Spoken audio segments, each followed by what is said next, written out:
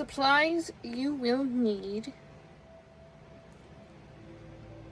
pins to pin down your pattern to the fabric to cut and to keep your fabric stable while you are sewing. You will need a ruler for measurements. You will need fabric scissors to make sure and ensure that you get a nice clean cut. You want to make sure that these are scissors you use for fabric and nothing else. Tailor's chalk to draw an outline around your pattern.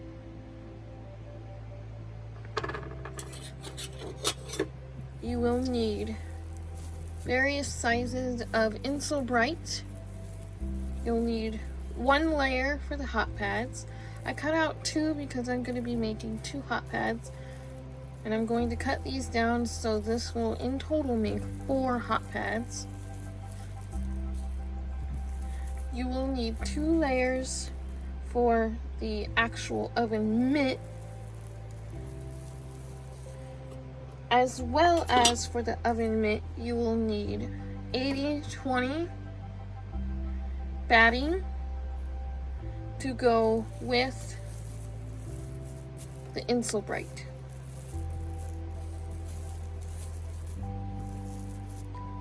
You will need 2 types of fabric, both cotton. You will need a fabric for your outer layer. It could be any print you want. I am choosing the avocados. You will also need fabric for the inner layer. This is still cotton, but I am keeping the colors very similar to each other. You can use the same pattern on the inside if you wish, but I am going to change it up a little bit and have this really cool leaf pattern. You will need 100% cotton thread.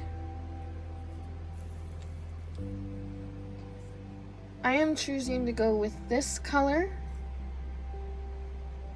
as I think it will make the yellows in this fabric sort of pop out. You will also need a bobbin to be able to load this thread onto the fabric. Now, I do not have an empty bobbin, but I do have one that's almost empty, so I'm going to go sew a couple of things with this so that I don't waste any thread, so that I can load together. So that is all you need to get started. Now let's go on to what we are using for our pattern. I am going to be tracing out of this oven mitt, making some minor adjustments. Place your oven mitt right in the center of your batting and trace around it. Once you trace around the oven mitt, make sure you also draw your seam allowances. I am using 1/4 of an inch seam allowance, and then what you want to do is just cut around the outer part of the seam allowance. Now, I did use a regular pen for this because this is going on the inside. It is not going to be showing at all, so that is why I chose to use the pen instead of the tailor's chalk. Plus, you can't see the white tailor's chalk on the white of the Insel Bright, so that is why I chose to use a pen. So this is where pinning will come in handy. You want to pin down your 2 layers before you start cutting because you don't want uneven cuts. So I am pinning down in various places to ensure that I get the most accurate cuts out of this material.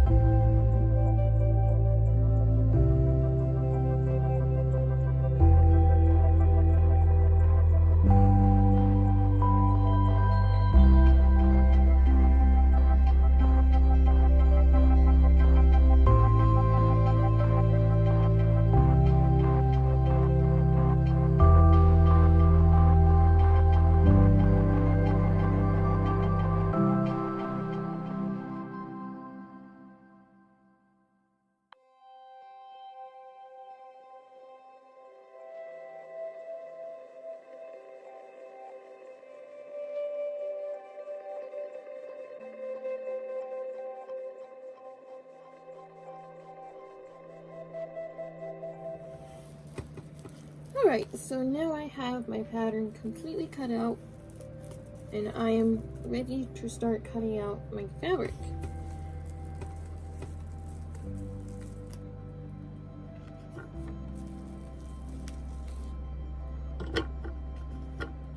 Here's what you should have after you cut out your pattern from the insole bright. What you're going to want to do is repeat this on all of your pieces that you need to trace this out on, and then I will show you later how to put it all together. So here's what I was talking about earlier that you'll need: batting and the insole bright. So say the mitten is already put together, all right? So you have the insole bright on the very outside, like this, and your hands all the way on the inside, okay? Just pretend the mitten is put together. Or not mitten, but you know what I mean, the oven mitt. So you sandwich these things together, like so, okay? So the insole bright is going to be all the way on the outside. This is what's going to protect you from burning, okay? So it's going to protect you from burning yourself. So the reason why you need an extra layer of cotton is to just ensure that no heat is going to get to you. So it's going to be about this thick, okay? So, yes, I know this is done wrong, so it needs to be like this, okay? And then like that. So the insole bright's on the outside this way, and then the insole bright is on the outside this way. All right, do you kind of see what I'm getting at here? Hopefully you'll be able to see it when it all gets put together. So let's go ahead and cut out our fabric, shall we? So once you have all your pieces cut out, I'm going to show you how I did mine. So this is the very front piece, okay? This has the insole bright on the inside, and this is the front bit. You know, when you slide your hand in, this is what you're gonna see. So this, like I said, has the insole bright. This is the very inside of the piece, and this has the 100% cotton batting. Well, not 100%, the 80-20 cotton batting. And it has 100% cotton lining. So what you're gonna do, I'm not sewing this as this is right this second, but this is essentially, you have 4 pieces in total. So this is gonna be this way, where this is gonna be on top, and then this is gonna be on the bottom, and then we sandwich all of these together, and it'll be very nice, very thick, won't burn your hand, and it'll be worth it. Now, one thing I did not get from Joann's was bias tape to go around the edges here. But what I'm going to show you is a very easy trick on how to make it out of your scrap fabric. So what I'm going to do is I'm going to measure all around here, and then I'm going to draw out, and I'm going to use my iron to make bias binding, I guess. So I'm gonna do that real quick, and then I'm gonna show you what it looks like after. Hi guys, so I'm gonna do this angle now for a little bit. I'm gonna narrow you guys down. So this piece just so happens, I think, to be long enough for the bias binding, and all I have to do is just cut off this square here. So now we just have this left over, and we're gonna move that on to the side. So we're gonna take our oven mitt. I'm gonna show you what I mean, and then I'm gonna flip this all around it. So this is exactly long enough. Now what we're going to do, I'm going to separate these pieces. What I'm going to do is I'm going to fold the inside this way, and then this way, like so. Did you see that? So like, we're gonna have this out flat, and we're gonna take one end inward, And then we're going to take one end this way. And then we're also going to iron it like that. See, so we're going to fold it like so. And then that way we have sort of a makeshift bias binding. So I'm going to go ahead and do all that with the iron, and then I will show you afterwards, alright? Alright, so I have now ironed this tape. So now I first I folded the right side and the left side, and then I folded it this way. And now when it goes around the oven mitt, I'll have a nice, clean, finished edge. So let's get on to doing our quilting part with our trusty sewing machine. Anything you have that does a straight line will do.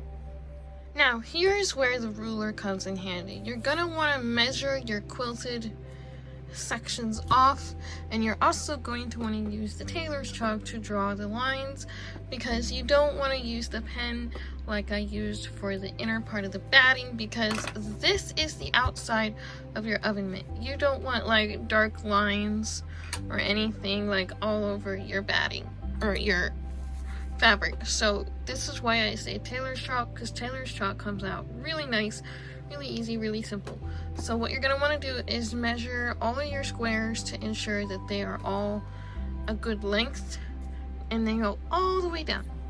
So I'm going to do that right now. It's up to you on this part how thin or how thick you want your quilting squares. But the most important thing with this fabric, if you're using a fabric that has a design, you want to make sure the design is going the right way. You don't want the design to be upside down, because then it's just going to look weird. So I am going to get to working on this, and then I will come right back and show you what it looks like after. Okay, so I've already done this oven mitt here, and what I did was I used the width of my ruler to measure each of the grid marks to kind of make it easy, and I did that for the same way this way and the same way this way. And then I used the white tailor's chalk to draw along, and then I used the same thread that I showed you earlier to do the grid marks. So now I am about to do the other half of the oven mitt, so I'm going to do that really fast. I'm also going to do the same for the inner lining part of the oven mitt, and then I'm going to show you how I'm going to put it all together. Alright? So my bobbin has now run out of thread, and I need to re-thread my bobbin. My bobbin thing is right here on this machine.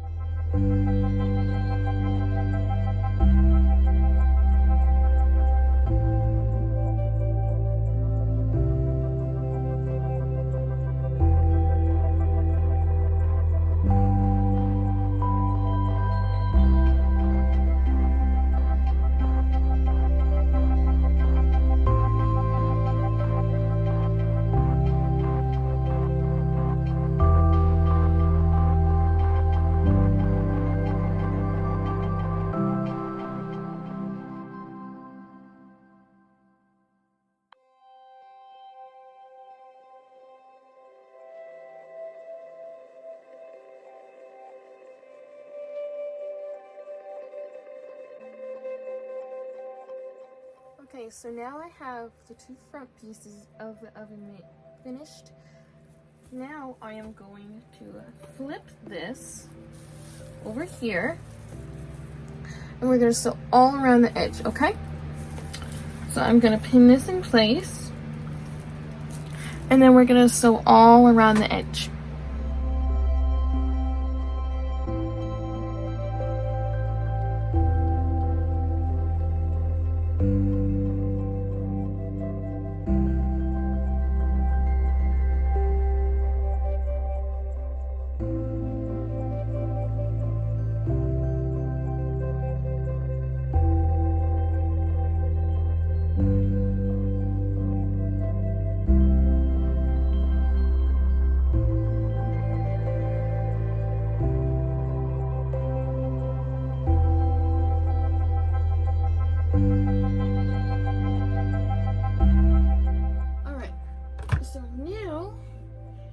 we've got both the insides done, and it is time to make our sandwich.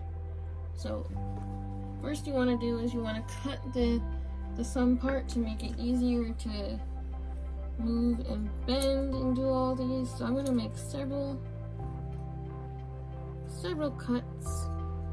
If you hear the dog, I do apologize. He's in here. So now it's easy for the thumb to move. I've already done it on this side, so now we're going to put them together. Pin them down. And then we're going to sew. I'm not going to time lapse this part. I'm just going to pin them. And then, you know, stitch. Sorry about that. I had gotten a phone call during the pinning. So now I am going to sew all around this now. And then we're going to put it together. So we're going to lower down the foot. Lower down your needle, tack, and then sew.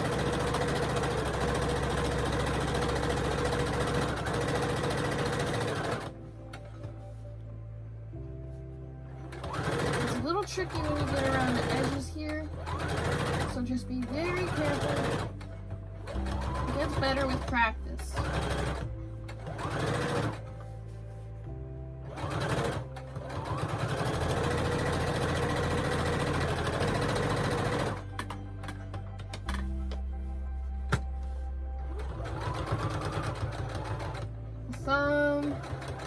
Gotta be very careful.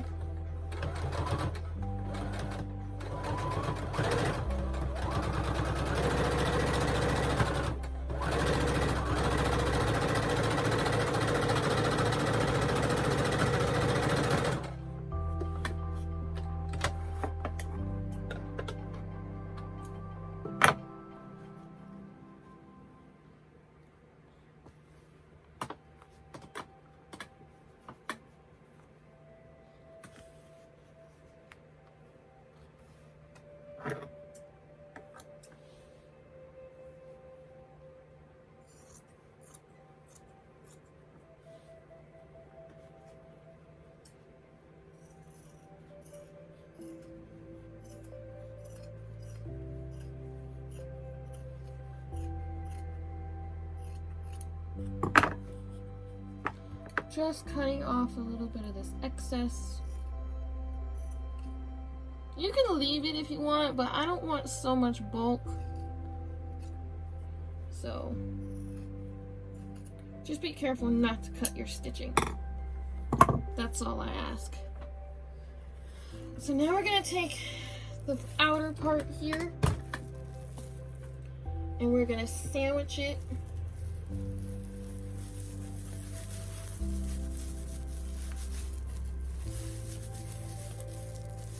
We're gonna put it all together.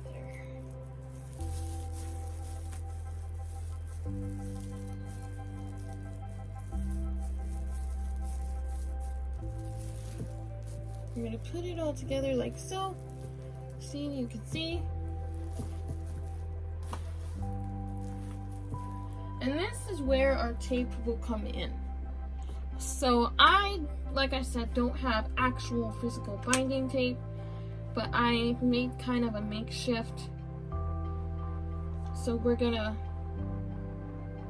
fit it up here, wrap it around like so, and then we're gonna wrap it around the whole thing. Okay, so I did not end up actually doing the bias tape on the actual camera because this is my first time ever doing bias tape, so I was struggling really bad.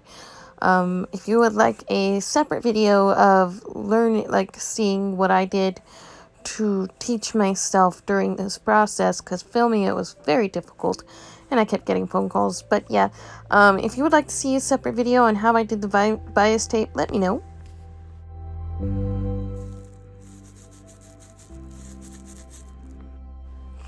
Okay, so I am realizing that the audio sucked at this. So as you can see, I did get it on. It's a very crappy sewing job there. I'm gonna end up hand stitching it fully down all the way, especially this area right here. So yeah, bias tape is difficult. That is what I've learned during this process. Not all of it even got attached to it. So yeah, I hope you enjoyed, and if you would like to see more sewing videos, let me know. I did not end up doing the hot pad in this video. I also had to change my needle because I broke it. So yeah, I hope you guys are well. I hope you're enjoying this video so far. If you would like to see more sewing videos, let me know. This is my first ever sewing video, so yeah. Anyway, I hope you guys are well, and please enjoy the rest. Okay, so I had to do this off camera, like I said. This is how it turned out. Not the prettiest in the entire world, but functional and won't like come apart. It feels nice and sturdy. I wish it was prettier, but I did my very best. This is my first time ever making an oven mitt, so I learned a lot, and I'm ready to make another one. I'm probably going to use a different kind of fabric from my other one, but I really hope you enjoyed this, and stay tuned for the hot pads. So thank you for watching if you stop it at this point. The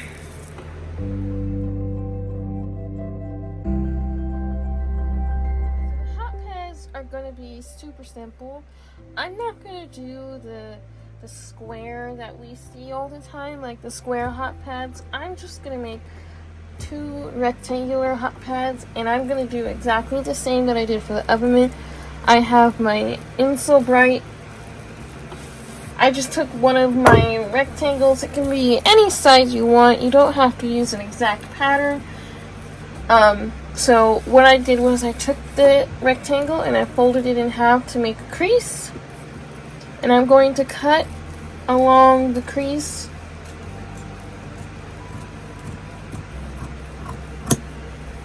And now I have 2 pieces. So, judging by my fabric, I have just enough to make 2 avocado hot pads. So I am going to just position these, and then I'm going to very lightly cut right in between.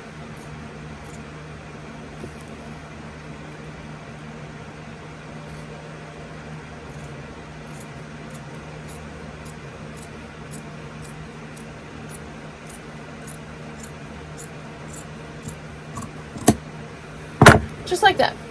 So now we have 2 halves.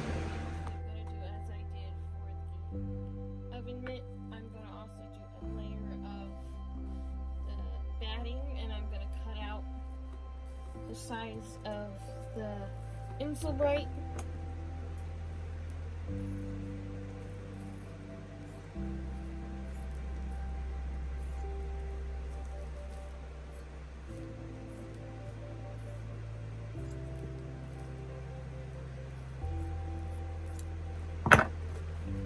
Like so. Then if you have anything like hanging over, you're just gonna wanna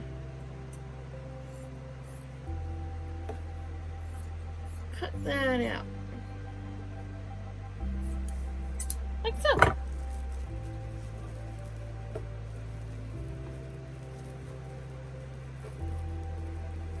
And then, of course, you want to put your fabric like pretty sides facing each other, and then you want to put it over that, and then you want to just stitch a little square and then flip it inside out and then stitch around, and I'll show you how to do that. I forgot to say to leave a gap so that you can turn it inside out. You don't want to stitch it all the way around, like closing the whole stitch all the way around with it looking like this, because you want to be able to turn it inside out. So you do need to leave a gap big enough to put your hand through to flip it on the, like to flip it to the right sides. So yeah, we're going to stitch this up using a simple straight stitch. And we're going to just stitch all around the edges, leaving, like I said, a gap, and then turning it around, and I'll show you what to do after.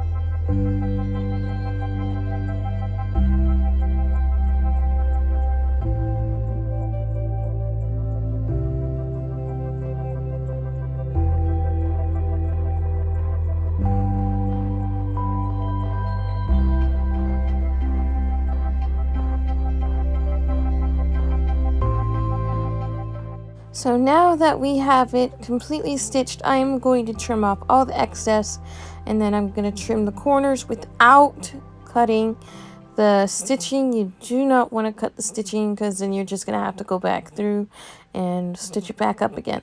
So the reason why we're cutting the corners is so that when you turn it right side out, you will not have that big bulky corner. So yeah, I'm trimming off all the excess and getting all that done, and then I will turn it right sides out, and you'll see what I do next.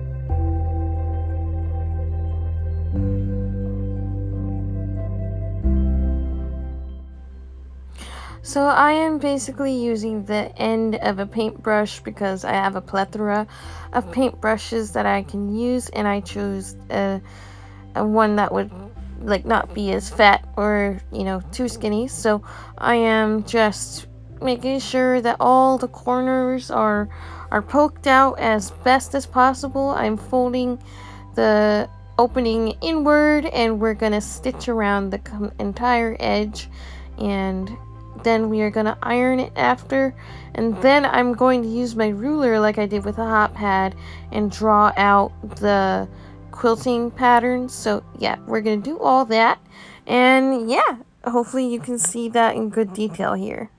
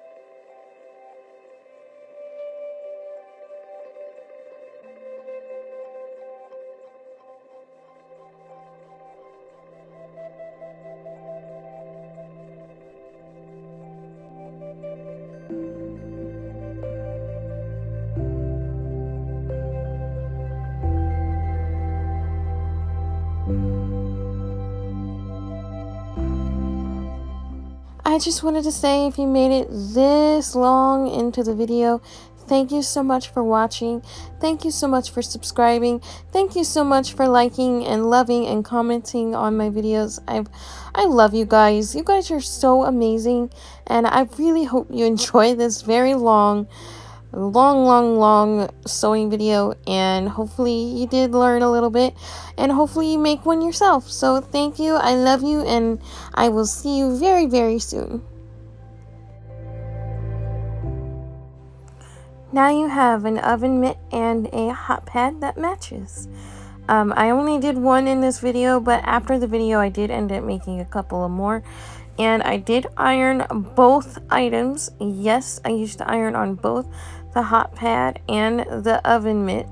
And I have tried them out since this video, and it does work. They doesn't burn my hand when I pick hot things out of the oven with the oven mitt.